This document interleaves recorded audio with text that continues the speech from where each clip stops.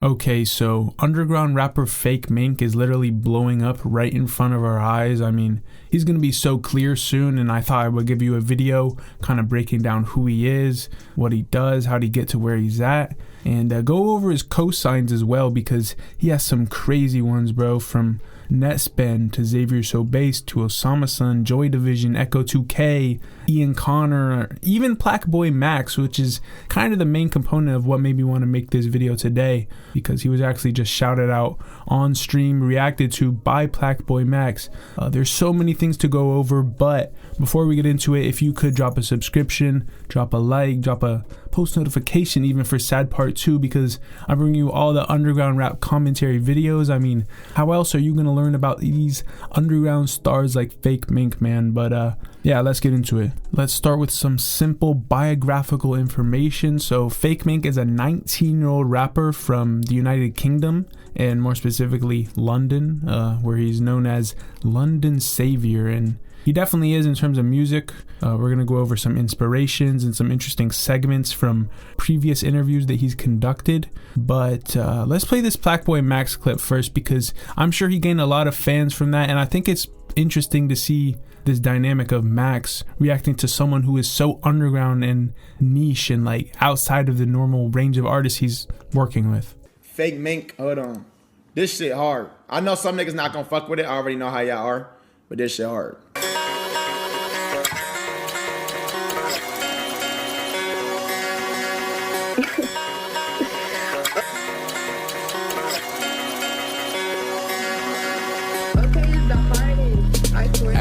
I got a white gold grilling, only smoke sipping. Be like Mink is the best, I'm like, is it? I pop the whole bar and now I feel it. Izzy wanna bill it, we smoking out at any fucking building. I'm fucking with a bitch, she say she live downtown. She told me this shit dumb hard. She her and you know what this remind me of? Some old Rocky shit. Yo, this how I know my ears is different than y'all. Like, y'all niggas don't be hearing shit right.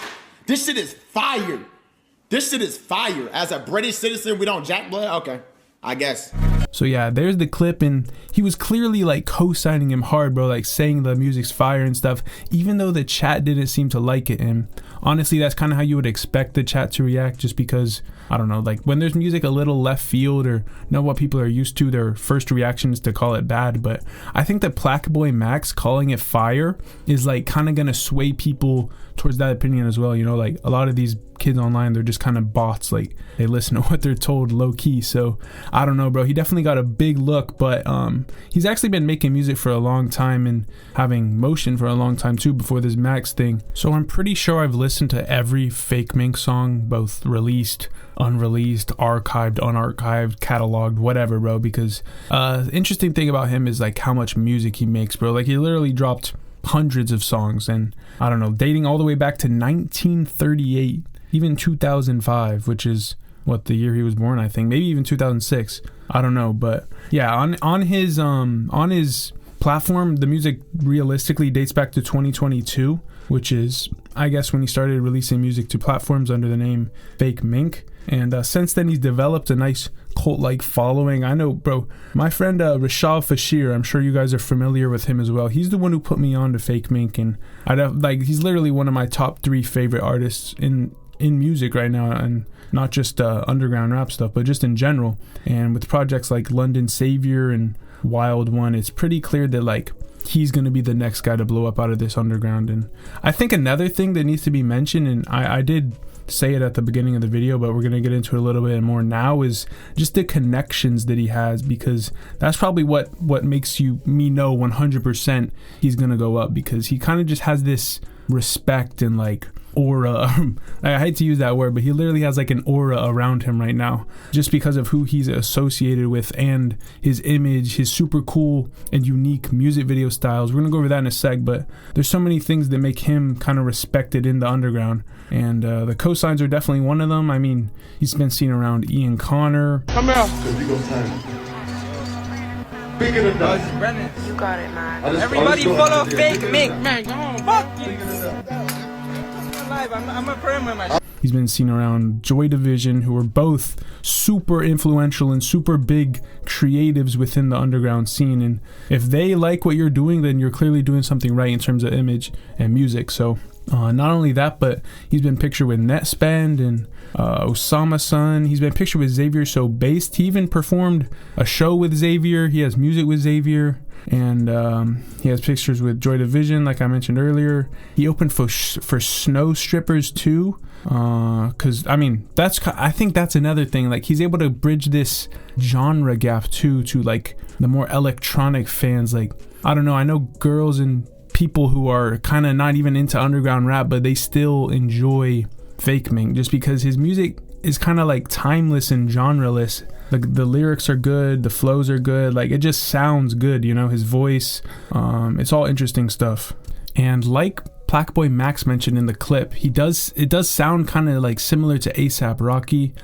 In my head, the biggest inspiration I thought he has is Young Lean. I feel like his lyricism and his production is super similar to like OG Young Lean, like when he was first coming up, like 2015 Young Lean. I feel like that's kind of similar to where Fakemink's at now. And I mean, that's pretty much solidified by the fact that Echo 2K and Young Good both follow Fakemink on Instagram. And those dudes, like, if you get a cosign from them, then you are clearly doing something right. I mean, it could have to do with the fact that they're European and stuff, so there's like a little connection there. But bro, like Echo 2K doesn't really cosign any new upcoming underground rappers that often, so for Fakemink to be followed by him, that's like a big deal, bro. I wonder if they've talked in the DMs or like if they have any work coming, because that would be absolutely fire. Fakemink is also credited Dean Blunt, I believe, and like that's a big inspiration for him, and you can kind of tell that through like the lo-fi aesthetics of some of his music, though recently his music has been getting more energetic and like hyped up and stuff. He also loves Watch the Throne, the Kanye and Jay-Z album, which is a big inspiration to him. And I don't know, bro, like I put him on to everyone I know. I was doing the Rolling Loud stream. I was one of the hosts for Rolling Loud, and they had me interviewing Skywater. I remember putting him on to Skywater and being like, or putting Skywater on to Fakemink, and I was like, yo, like coming out of the UK, I think my favorite artist got to be Fakemink. And Skywater was like, yeah, I heard of that dude, but he hadn't tapped in or anything. So hopefully something comes from that, because I love Skywater too. I think what a lot of underground artists enjoy about Fakemink is his what should I call it, music video style, like his aesthetic. And just go check out any of his music videos where you'll see what I'm talking about. But I think now we should go over this interview he did. It's only an article interview, like it's not videos or anything, but he did an interview with Nobels, and it's called Fakemink Wants to Save London Rap. It's a beautiful interview, and it gave us a good look into, I don't know, him more so, because he's kind of a mysterious, shadowy figure right now. One funny question was, do you have more of a concrete example of this, of dirty luxury? And that's kind of what he wants to describe his aesthetic as, dirty luxury, which is pretty clear, but this is how he described it. He said, for example, imagine you go to a super expensive restaurant and then you spill a bunch of food on your shirt, and that dinner cost you 5,000 pounds or euros. People would think that your tea is dirty, but they wouldn't realize that you have $5,000 on your tea. And bro, like, I don't know, like that's just such an interesting answer. Like, I think when people or artists have like a clear direction or aesthetic that they're going for, it just makes people resonate with it so much more. He also talks about the London Savior title, which he calls himself, and also the album. The reason why he named his album London Savior is because he wanted to claim himself as London Savior, just to see if anyone else would challenge him. And he felt that the London music had to change because in his mind it was all trash. And like, I don't know, that's kind of a funny dig at like all the other London artists, because there's definitely a lot of London artists who are out there. And yeah, this interview is really interesting.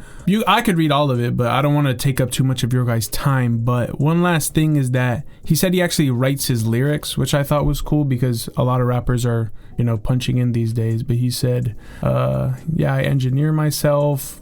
Then the reason why a lot of these artists use the punch-in method is because they think it's cool. It is really cool to punch in and just say stuff off the top. But one thing about me, a song is going to be there forever. So what you're saying is going to be in that song forever. So I really take that into account. I want what I'm saying to stay in that song forever. Do you physically write this pen to paper? Nah, I write all my lyrics on my iPod. So yeah, I think that's interesting. And the songs being there forever thing, I don't know if I'm misinterpreting this, but I think he's kind of talking about how his fans always save every song he makes and like re-upload it. Like, I don't want to promote, song stealing, but there's this account on Spotify called Vice 2077, and it's basically a Fakemink archive. And bro, the songs on there are so good, and there's stuff that Fakemink doesn't have up because he deleted it or whatever. And so clearly with Fakemink, like, a song is going to be there forever. Like, if he drops it, people are going to find a way to put it everywhere. So I don't know, I thought that was interesting.